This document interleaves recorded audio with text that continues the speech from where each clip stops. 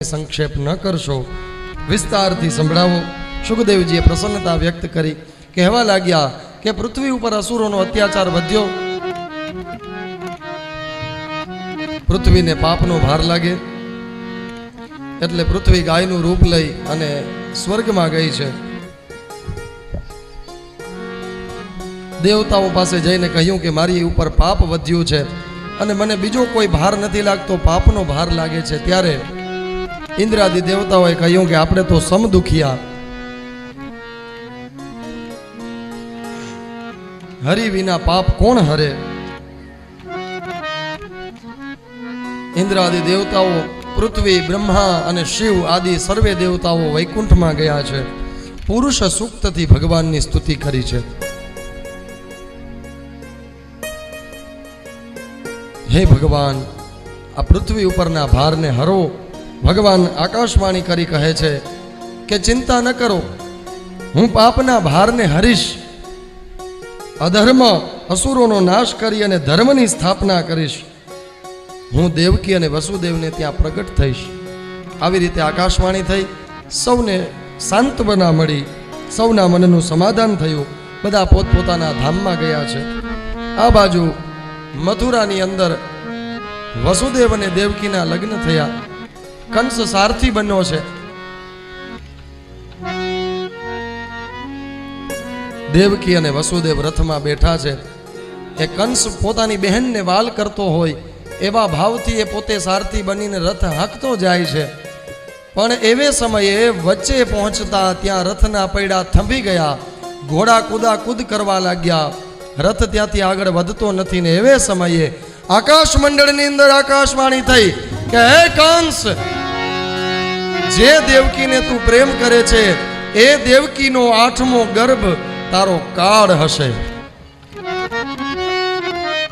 आकाशवाणी थता ज कंस कूदको मारी रथ परथी उतरी जाय छे।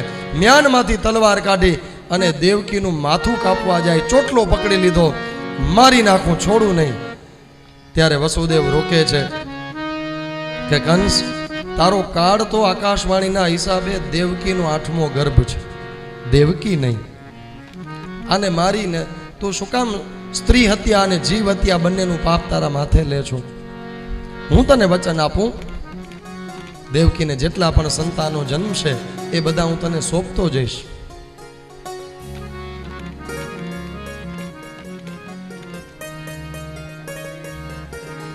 कंस ने वात मगजमां बेठी के करवा जेवुं छे, पण वसुदेव अने देवकी ने हवे छोड़वाना नथी। कंसे उग्रसेन ने देवकी अने वसुदेव बधाने जेल में पूरी दीधा अने पोते मथुरानो राजा थई बैठो। देवकी अने वसुदेव जेलनी अंदर पूरायेला छे। हवे समय वीत्यो अने देवकीए प्रथम संतान ने जन्म आप्यो। प्रथम संतान नो जन्म थता एनो रडवानो अवाज जेलनी बहार संभळायो। द्वारपाळो सचेत थया, दौड़ीने कंस पासे गया छे अने कहे छे के महाराज, देवकीए प्रथम संतान ने जन्म आप्यो छे। एटले दौड़ीने कंस त्यां आवे छे।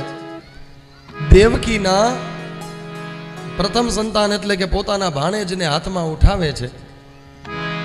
बाळकने जोई अने कंसनो विचार बदले छे के मारो काળ तो देवकीनो 8मो गर्भ छे, आ तो पेલું બાળક छे, आने मारीने मारे शुं करवुं, अने आमे आ मारो भाणेज थाय, हूँ आने उछेरी मोटो करीश ने मारा जेवो बनावीश। एटले कंसे बाळकने छोड़ी दीधुं, मार्युं नहीं।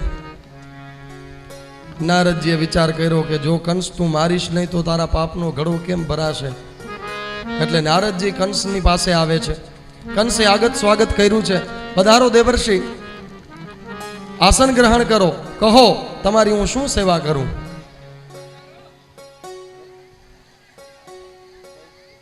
नारदजी कहे छे, कंस, हूँ तो तारा हितनी वात लईने आव्यो छुं। कंसे कीधुं के कहो तो पेलो तमे ओलुं संतान छोड़ी दीधुं। कंस के हाँ, ई शुं काम छोड्युं? कंसे कीधुं के ए तो देवकीनुं पेલું संतान छे। નારદજીએ કીધું કે આકાશવાણીએ એવી કોઈ ચોખવટ કરેલી કે ક્યાંથી ગણતા આઠમો, પહેલેથી ગણતા આઠમો કે છેલ્લેથી ગણતા આઠમો કે વચ્ચેથી ગણતા આઠમો? તો કે એવી કોઈ ચોખવટ નથી થઈ. તો છેલ્લેથી ગણતા આઠમું સંતાન કયું થાય? તો કે આ જેને છોડ્યું એ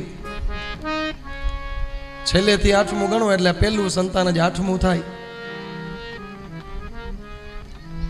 નારદજી કે આ તો કંસ તારા હિતની વાત મને મગજમાં આવી એટલે હું આવ્યો ને તને વાત કરી, બસ મારે બીજું કંઈ નથી કે હું તો જાઉં છું. નારાયણ નારાયણ કરતા નારદજી નીકળ્યા.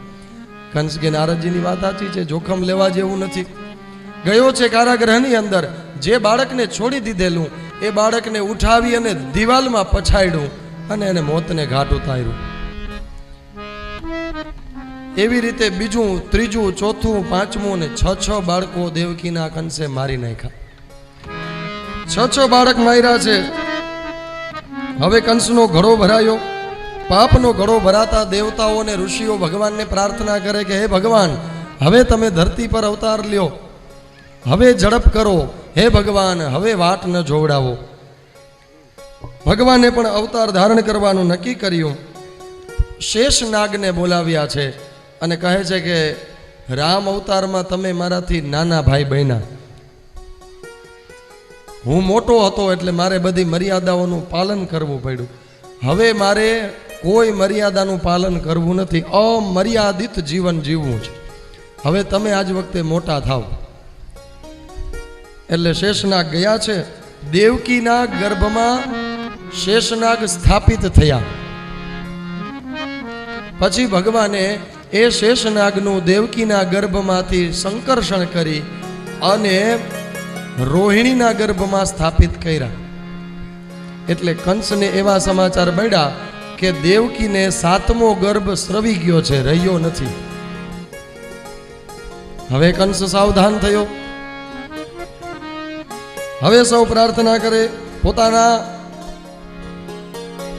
અખિલ બ્રહ્માંડને પોતાની માયાથી ઢાંકી દેનારા ભગવતી માયાદેવીને ભગવાને બોલાવ્યા અને કહ્યું કે તમે જાઓ, યશોદાના ગર્ભની અંદર સ્થિર થાવ.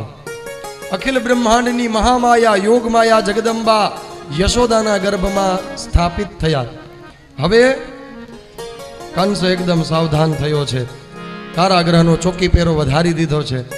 દ્વારપાળોને સાવધાન રહેવા કહ્યું કે બાળકનો જન્મ થાય એટલે તરત જ મને સમાચાર આપજો. પણ આ તો જગદીશ્વર છે, એ જન્મ લે ત્યારે પોતાની બધી જ વસ્તુ નક્કી કરીને આવે અને એની ગોઠવણી કોઈ સમજી ન શકે. ભગવાન જે કરે કોઈ કરી ન શકે. ભગવાને પોતાના બધા જ ષડયંત્ર નક્કી કરી રાખેલા. આ બાજુ જેલની અંદર વસુદેવ અને દેવકી ભગવાનની આરાધના કરે છે. વસુદેવ એટલે અંતઃકરણ જેનું શુદ્ધ હોય અને વસુદેવ કહેવાય, અને જેની બુદ્ધિ ભગવાનમાં જોડાયેલી હોય એ દેવમયી બુદ્ધિ એટલે દેવકી. અંતઃકરણ ચોખ્ખું થાય અને બુદ્ધિ દેવમયી બને ત્યારે ભગવાન પ્રગટ થાય. વસુદેવ અને દેવકીજી તો અહીંયા ભગવાનનું ભજન કરે છે. मेरे तो आधार राधे श्याम के चरणारविंद, श्याम के चरणारविंद,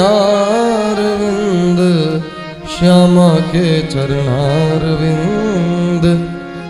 मेरे तो आधार श्यामा श्याम के चरणारविंद. વસુદેવ અને દેવકી પોતાના અંતઃકરણને શુદ્ધ કરી અને ભગવાનનું ભજન કરે છે. જ્યાં સુધી દેવકીને ગર્ભ રહ્યો ત્યાં સુધી દેવકીએ હરિભજન કર્યું છે. વસુદેવે પણ સાથે હરિભજન કર્યું છે.